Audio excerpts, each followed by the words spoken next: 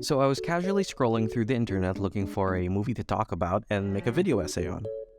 My first option was The Sound of Metal, which I was fully intending to talk about at first, but didn't really feel as though I was inspired enough to partake in it and started to lose a little hope that I would talk about anything.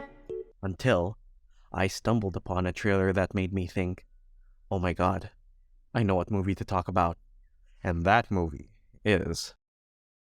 Nick fucking...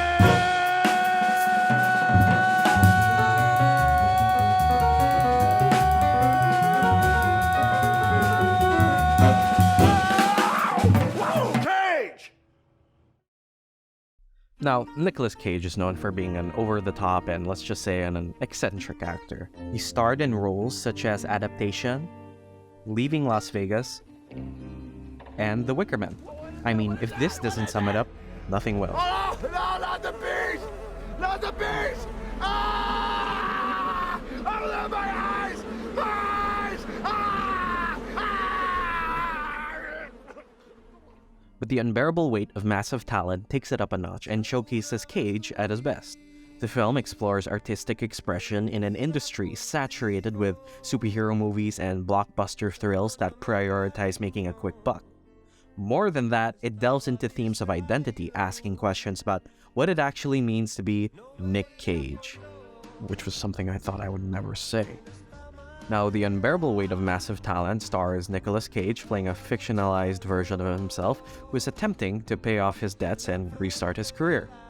He accepts an offer to attend a wealthy superfan's birthday celebration, who is played by Pedro Pascal, who is, by the way, a very good actor and someone that I have been following since Narcos. Also does a great job playing Joel from The Last of Us. Also, everyone please stop calling him Daddy Pascal, cause honestly, it's kinda weird. Anyways, continuing with the plot. Nicolas Cage does this in a last-ditch effort to pay off his obligations. However, when Cage learns that the superfan is actually a drug lord, things swiftly take a hazardous turn, drawing him into a web of espionage and violence. In first viewing of this plot, I just thought, wow, how the hell will they pull that off? But I was pleasantly surprised that despite having a bonkers plot, they made it work. From the script to the execution and even the cinematography, I was really happy with everything. The movie also balances all its themes well in order to make a cohesive and consistent plot. But this isn't a review of the movie, so I won't go into that right now. What I want to specifically dissect is the movie's themes of artistic expression, particularly the film's commentary on the state of modern-day cinema and the tension between commercial success and artistic integrity. One way we see this is through a moment in the film where Nick Cage confides in a CIA agent named Vivian, who is played by Tiffany Haddish, about the script he is making for Hobby, which is the name of the superfan. The CIA agent suggests adding a kidnapping plotline, to which Cage responds that he wants to make a movie that is a Grounded adult drama. Vivian counters that adding a commercially acceptable plotline, such as the kidnapping one, can give this movie a wider appeal.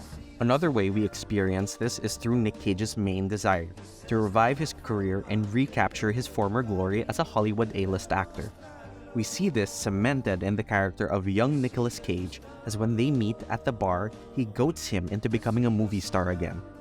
Young Cage also starts making out with older Cage, which Nicolas Cage suggested himself, but I digress. Nick Cage, smooch is good! Cage's love of acting and need for financial stability drives this desire. However, the movie suggests that this desire can also be a double-edged sword, contributing to the tension between commercial success and artistic expression. This highlights the pressure that actors face to conform to certain expectations and public perceptions to maintain their success in the film industry. Now, accepting this decision to go to Javi's party makes Nick Cage feel like he is compromising himself as an artist. I mean, the fact that he accepts this decision during the scene where Cage is at his lowest and most vulnerable after he gets rejected for a role and wants to quit acting says a lot. Cage's need to recover his old Hollywood stardom also shows how much the industry can mess with your head. Hollywood is a difficult world where people's careers may quickly soar and fall, and actors are frequently judged based on how much money their films bring in and how they come across to the general public. One actor who has gone through the difficulties of Hollywood is, of course, Nicolas Cage. He came under fire for taking on low-budget film roles such as Jiu-Jitsu, Grand Isle, 211, and USS Indianapolis Men of Courage. Some theorize he participated in the roles for a quick paycheck. One scene near the start of the movie has him talking with a counselor. He mentions how critics tell him that he is making too many movies, Nick. You're working too hard, Nick. You have the audience miss you more, Nick. I mean, hello, it's my job. I pay my bills. I feed my family. You're annoying. Now you might be thinking to yourself that this might just be an isolated thing, but it isn't. One other real-life example from a filmmaker is Taika Waititi, who before Thor Ragnarok was a relatively small-time director, making most of his films in New Zealand such as Boy, Hunt for the Wilder People, and What We Do in the Shadows, which is personally my favorite movie for him. These films showcased his unique style and original voice, which audiences and critics alike appreciated. However, with the success of Thor Ragnarok, Waititi became a highly sought-after director in Hollywood, and he was offered bigger budget projects like Jojo Rabbit and Thor Love and Thunder. While Waititi has been able to maintain some of his signature humor and style, some have noted that Waititi lacks the same level of originality and freshness as his earlier work. Now, a lot of this is speculation on my part, but it wouldn't be surprising that this is likely due to the pressures of working on bigger budget projects with more studio involvement and expectations for box office success.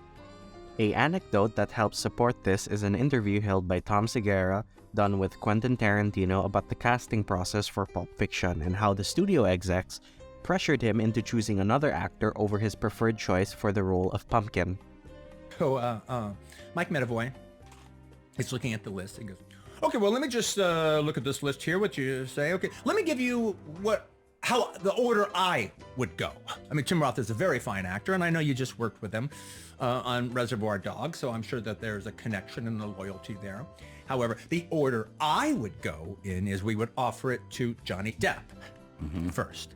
And then if he turns it down, then we would offer it to Christian Slater. And if he turns it down, I would find somebody else other than Tim Roth to offer it to. And then if we can't do that, then Tim Roth.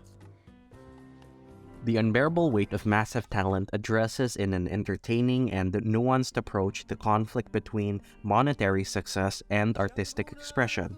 It shows how difficult it can be for artists to balance their desire for success with their commitment to their craft. It suggests that there is a real danger of losing creativity and originality in the pursuit of profit.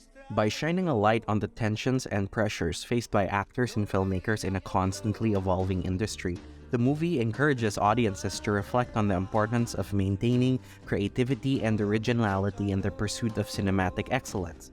Personally, as someone who loves movies and filmmaking, I think that this is an important message to tell, as today I feel as though a lot of concentration is put on how much a movie can make, rather than what the movie offers to the world.